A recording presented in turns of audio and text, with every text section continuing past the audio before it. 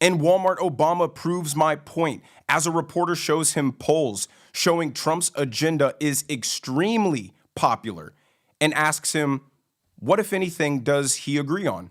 And his answer is none of it.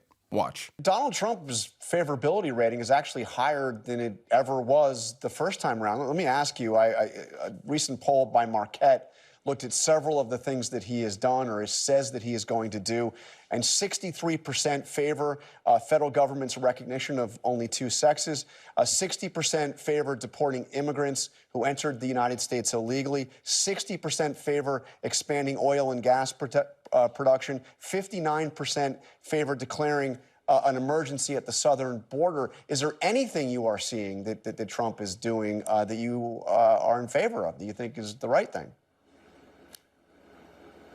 Let me say, as it relates to all of those issues, we're just at the beginning. And the core promise that Donald Trump made is that he's going to lower costs for everyday Americans. In fact, we were told that grocery prices would go down on day one, on January 20th. Costs aren't lower. In fact, costs are increasing. The price of eggs is skyrocketing out of control.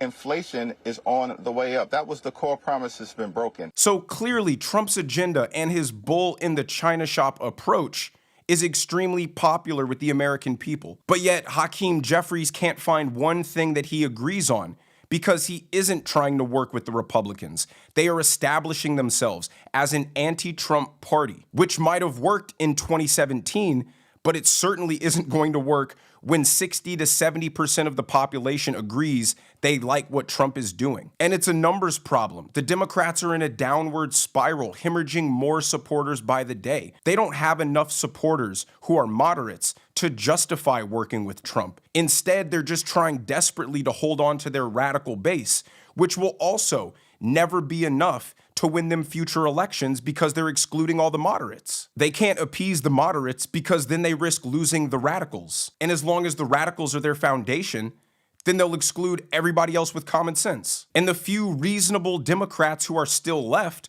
are highlighting this problem